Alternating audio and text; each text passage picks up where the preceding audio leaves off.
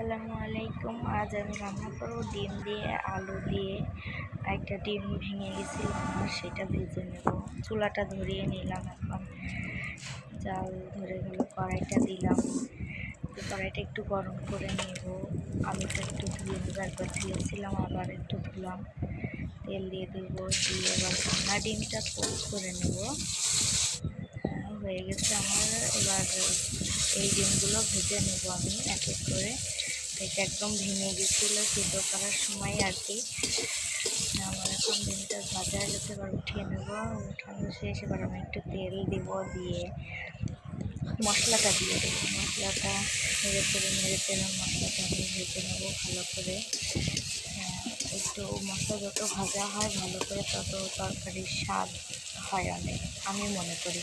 লবণ দিয়ে দেবো পরিমাণ মতো, আমি একটু লবণ বেশি খাই তরকারিতে। হলুদ দিয়ে দেবো।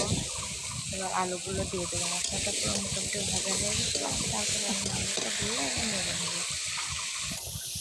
আলুটা নেড়ে চেড়ে নেড়ে নেবো, নিয়ে ভালোভাবে কষে। আসলে আমি আর কি তরকারি রান্না করতে গেলে অনেক নাড়াই। এবার পানি দিয়ে দেবো। পানি এটা সেদ্ধ করার জন্য দেবো আর কি, কষানোর জন্য, আলুটা যাতে সেদ্ধ হয় ভালো করে কষানোর জন্য আমি পানিটা দিয়ে দিলাম। এবার ঢেকে দেবো। ঢাকার পরে চুলার আগুন মোটামুটি ভালোই জ্বলতেছে। এবার পানিটা শুকিয়ে গেছে আমার। আমি নেড়ে চেড়ে নিচ্ছি। লাইক করে দেবেন, ভালো না লাগলে শেয়ার করে দেবেন প্লিজ। ভালো করে কষিয়ে নেব আর কি। আপনার এই কষানো শেষ, তারপর পানি দিয়ে দিলাম। পানি দিয়ে এবার পানিতে যখন বলকটা চলে আসবে তখন আমি ডিমগুলো দিয়ে দেবো।